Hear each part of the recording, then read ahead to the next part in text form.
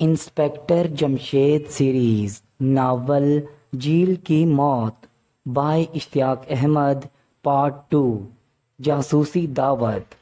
महमूद, फारूक, फरजाना और बेगम जमशेद प्रोफेसर दाऊद के घर जाने की तैयारियों में मसरूफ़ थे कि फ़ोन की घंटी बजी। ये ज़रूर अब्बा जान का फ़ोन होगा, महमूद ने नारा लगाया। लेकिन मेरा ख्याल है अंकल खान रहमान का फ़ोन है, फारूक बोला।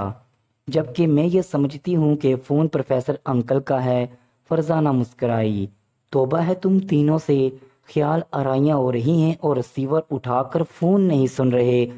बेगम जमशेद बनाकर फ़ोन की तरफ बढ़ी और रिसीवर उठा लिया। हेलो, मैं प्रोफेसर दाऊद बोल रहा हूँ, आप कौन हैं? बेगम जमशेद, अस्सलाम वालेकुम भाईजान। वालेकुम सलाम भाभी। फ़ोन ज़रा महमूद को दे दें, एक ज़रूरी बात करना है। अच्छी बात है, लो भाई महमूद। फरजाना का ख्याल ठीक निकला, अपने प्रोफेसर अंकल की बात सुन लो। और इन्होंने रिसीवर महमूद की तरफ बढ़ा दिया। हेलो अंकल, खैर तो है? हम तो बस आने की तैयारियां ही कर रहे हैं। तैयारियां यहाँ आकर कर लेना, प्रोफेसर दाऊद ने अजीब बात कही। जी, क्या मतलब? तैयारियां यहाँ आकर कर लें? महमूद ने हैरत भरी आवाज में कहा। हाँ भाई, जल्द से जल्द पहुंचने की कोशिश करो, उन्होंने कहा, लेकिन लहजे में कोई घबराहट नहीं थी। लेकिन अंकल, प्रोग्राम तो ये था कि पहले अंकल खान रहमान हमारे यहाँ पहुंचेंगे, फिर हम एक साथ यहाँ से आपकी तरफ रवाना हो जाएंगे। प्रोग्राम को मारो गोली। मैं जो कह रहा हूँ कि फौरी तौर पर रवाना हो जाओ। और हाँ, जमशेद को भी इतला देने की ज़रूरत नहीं। आखिर बात क्या है? आप तो पुरस्रार सी बातें कर रहे हैं, खैर तो है? महमूद ने हैरान होकर कहा। हाँ, खैरियत है, तुम फिक्र ना करो, बस रवाना हो जाओ। जी बहुत बेहतर, जो हुक्म अंकल। शुक्रिया, उन्होंने कहा और रिसीवर रखने की आवाज़ आई। अंकल हमें फौरी तौर पर बुला रहे हैं, ज़रूर कोई ख़ास बात है, जल्दी चलो। अम्मी, आप भी अपनी तैयारी दरमियान में छोड़ दें, महमूद ने जल्दी जल्दी कहा। अच्छी बात है, उन्होंने कहा। उन्होंने बैरूनी दरवाजे को ताला लगाया और एक टैक्सी में बैठकर प्रोफेसर दाऊद की तजर्बागाह की तरफ रवाना हो गए। प्रोफेसर दाऊद और शाइस्ता इन्हें ग्राउंड में टहलते मिले। टैक्सी की आवाज़ सुनकर वो इनकी तरफ लपके। अंकल, आखिर इस उजल्लत में बुलवाने की क्या ज़रूरत थी? अलैक सलैक के बाद महमूद ने कहा। सस्पेंस, शाइस्ता और प्रोफेसर दाऊद एक साथ बोले। जी, क्या मतलब सस्पेंस? फारूक ने हैरान होकर कहा। हाँ, तुम लोग हमेशा दूसरों को सस्पेंस में मुब्तला करते रहते हो। आज हमने सोचा क्यों ना तुम लोगों को मुब्तला कर दिया जाए, उन्होंने हंसकर कहा। ओह, तब तो आप वाकई अपने मकसद में कामयाब रहे हैं, फरजाना ने कहा। अब अंकल खान रहमान जब घर पहुंचेंगे तो वो उलझन में मुब्तला हो जाएंगे, महमूद ने कहा। और तुम्हारे अब्बा जान भी, बेगम जमशेद बोली। लिहाजा बहुत लुत्फ रहेगा, शाइस्ता ने ताली बजाकर कहा। खुदा का शुक्र है कि लुत्फ रहेगा, मैं तो डर रहा था कहीं कोई चक्कर तो शुरू नहीं हो गया। फारूक ने मसमसी सूरत बनाई। चक्कर चक्कर का तो यहाँ दूर दूर पता नहीं, प्रोफेसर दाऊद बोले। ये क्या मजाक है? इसी वक्त फाटक के बाहर से आवाज आई। सबने मुड़कर देखा तो खान रहमान कार में से मुंह बाहर निकाले इन्हें घूर रहे थे। जी कैसा मजाक अंकल? शाइस्ता बोली। हम इन लोगों को लेने इनके घर गए थे और ये यहाँ मौजूद हैं, ये मजाक नहीं तो और क्या है, उन्होंने कहा। इस वक्त तक कार अंदर दाखिल हो चुकी थी। उन्होंने देखा कार ज़हूर चला रहा था। इसमें इनका कोई कसूर नहीं भाई, प्रोफेसर दाऊद ने कहा और इन्हें बताने लगे कि बात क्या है। अभी बताकर फारग हुए थे कि इंस्पेक्टर जमशेद भी पहुंच गए। इन्हें आते देखकर फारूक ने कहा। लीजिए अंकल, अब्बा जान को भी बताने के लिए तैयार हो जाइए। फिक्र ना करो, पहले ही तैयारी कर चुका हूँ। भाई ये सब क्या है? आप लोग तो पहले ही यहाँ पहुँच गए, इंस्पेक्टर जमशेद ने जीप से उतरते हुए कहा। फिर प्रोफेसर दाऊद की बात सुनने के बाद उन्होंने संजीदा लहजे में कहा। آپ ہمیں سسپینس میں مبتلا کر چکے، لیکن اب میری باری ہے۔ جی کیا مطلب؟ آپ کی باری؟ کیا آپ کا بھی کوئی اسی قسم کا پروگرام ہے؟ فاروق نے گھبرا کر کہا۔ اس سے بھی کہیں زیادہ زبردست، اور وہ یہ کہ میں آج کی دعوت میں شریک نہیں ہو سکوں گا۔ جی کیا مطلب؟ سب ایک ساتھ بولے۔ ہاں بھائی، آئیں بیٹھ کر بات کرتے ہیں۔ وہ گراؤنڈ میں بیٹھ گئے۔ انسپکٹر جمشید نے انہیں سرخ پنجے کے بارے میں تفصیل سے بتایا۔ سرخ پنجہ، پروفیسر حمان؟ پروفیسر داؤد بڑبڑائے۔ جی ہاں، پہلے تو آپ یہ بتائیے کہ یہ پروفیسر حمان کوئی چیز ایجاد کرنے کے قابل بھی ہیں یا نہیں؟ بھائی بات دراصل یہ ہے کہ علم تو انہوں نے مجھ سے بھی زیادہ حاصل کیا ہے۔ ممکن ہے کہ انہوں نے کوئی اہم ایجاد کر ڈالی ہو۔ اوہ، تب تو سرخ پنجے کی دھمکی کی طرف توجہ دینا ہی ہوگی، اور مجھے وقت سے پہلے ہی چلے جانا چاہیے۔ انسپکٹر جمشید فکر مند ہو گئے۔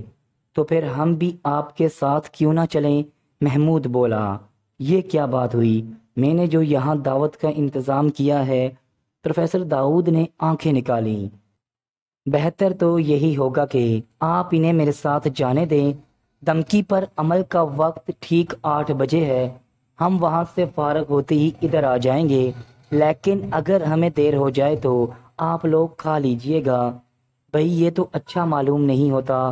میں نے تو دراصل ایک نیا باورچی ملازم رکھا ہے، اس کے ہاتھ کے پکے ہوئے کھانے کھلانے کے لیے بلایا تھا تم لوگوں کو، تاکہ معلوم ہو جائے وہ کس پائے کا باورچی ہے۔ آپ فکر نہ کریں، ہم جلد آنے کی کوشش کریں گے، نہ آ سکے تو بعد میں کھا لیں گے۔ باورچی کا امتحان تو ویسے بھی ہو جائے گا۔ پروفیسر صاحب، میرا خیال ہے یہ ٹھیک کہہ رہے ہیں، ملک اور قوم کا مسئلہ پہلے اور کھانے کا مسئلہ بعد میں۔ خان رحمان نے بھی گفتگو میں دخل دیا۔ چلو ٹھیک ہے، اگر آپ کی یہی مرضی ہے تو یوں ہی صحیح، اور اگر آپ محسوس نہ کریں تو میں بھی ان لوگوں کے ساتھ جانا چاہتا ہوں۔ خان رحمان مسکرائے۔ ہائیں، یہ کیا؟ پروفیسر داؤد بولے۔ اگر آپ اجازت دیں تو، ورنہ نہیں۔ خان رحمان ڈرے ڈرے لہجے میں بولے، اور وہ سب ان کی ایکٹنگ پر مسکرا دیے۔ اچھا بابا جاؤ، سب لوگ جاؤ، میں اکیلا ہی بلا، پروفیسر داؤد نے خوش مزاجی سے کہا۔ فیصلہ یہ کیا گیا کہ پروفیسر داؤد، شائستہ، حامد، سرور، ناز اور دونوں بیگمات یہیں رہیں گی۔ باقی لوگ پروفیسر حمان کی تجربہ گاہ جائیں گے۔ چنانچہ وہ لوگ روانہ ہو گئے۔ ادھر وہ روانہ ہوئے، ادھر پروفیسر داؤد کے نئے باورچی نے کھانا تیار ہونے کا اعلان کیا۔ اب کیا خاک کھانا کھائیں گے؟ انہوں نے منہ بنایا۔ جی کیا مطلب؟ باورچی نے حیران ہو کر کہا۔ سنو بھائی، ہم انتظار کریں گے اپنے دوستوں کا۔ اگر وہ 8:30 بجے تک بھی نہ آئے تو پھر ہم کھانا کھا لیں گے، وہ لوگ بعد میں کھائیں گے۔ جی بہت بہتر، باورچی بولا اور واپس مڑ گیا۔ اسی وقت ایک کار انہوں نے اندر داخل ہوتے دیکھی۔ کار آ کر رک چکی تھی۔ پروفیسر داؤد نے دیکھا، کار سے اترنے والے دونوں آدمی ان کے لیے بالکل اجنبی تھے۔ شاید پولیس افسران پہنچ گئے۔ پروفیسر حمان نے خوش ہو کر کہا۔ ضروری نہیں کہ یہ پولیس والے ہوں، ہمیں محتاط رہنا چاہیے۔ پروفیسر صاحب، آپ یہیں ٹھہریے، میں دروازے پر جا کر دیکھتا ہوں کون ہے، توری نے پریشان ہو کر کہا۔ لیکن تم کیوں دیکھو گے؟ کیا خبر دروازے پر خطرہ موجود ہو؟ اس طرح تمہاری زندگی خطرے میں پڑ جائے گی، جبکہ میں تمہیں ملازمت سے نکال چکا ہوں۔ پروفیسر حمان نے پہلی بار جذباتی آواز میں کہا۔ اگر واقعی کوئی شخص آپ کی کوئی ایجاد چرا لے جانا چاہتا ہے تو یہ مسئلہ آپ کا یا میرا نہیں، پوری قوم کا ہے، اور مجھے آپ کی حفاظت کرنا ہی ہوگی۔ آپ یہیں ٹھہریں گے پروفیسر، صرف میں دروازے پر جاؤں گا۔ کہیں تم یہ پیشکش اس نظریے سے تو نہیں کر رہے کہ میں تمہیں دوبارہ اپنی ملازمت میں رکھ لوں گا؟ اگر تمہارا یہی خیال ہے تو یہ تمہاری خام خیالی ہوگی۔ اب میں تمہیں کسی قیمت پر ملازم نہیں رکھوں گا۔ معاف کیجیے گا پروفیسر صاحب، میں آپ سے ملازمت کی بھیک نہیں مانگوں گا، اب میں آپ کی ملازمت کروں گا بھی نہیں۔ آپ مجھے دگنی تنخواہ بھی دیں تب بھی نہیں، سمجھے آپ؟ اس کے باوجود دروازے پر صرف میں جاؤں گا، توری نے جذباتی لہجے میں کہا۔ اسی وقت گھنٹی دوبارہ بجی اور توری جلدی سے دروازے کی طرف چل پڑا۔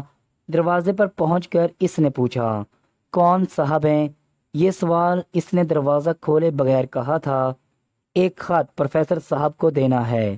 اوہ، تو آپ پوسٹ مین ہیں؟ اچھا، خط دروازے کے نیچے سے اندر سرکا دیں، اس نے کہا۔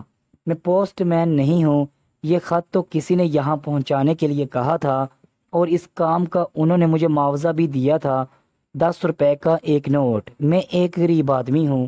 اوہ، بہت بہت شکریہ۔ خط آپ اندر سرکا دیں، میں بھی آپ کو 10 روپے کا نوٹ دے رہا ہوں، توری نے کہا، اور 10 کا نوٹ نکال کر دروازے کے باہر سرکا دیا۔ دوسری طرف سے خط سرکا دیا گیا۔ یہ ایک بند لفافہ تھا، لیکن اس کے اوپر کسی کا نام نہیں لکھا تھا۔ توری لفافہ لیے اندر آیا اور اسے پروفیسر امان کی طرف بڑھا دیا۔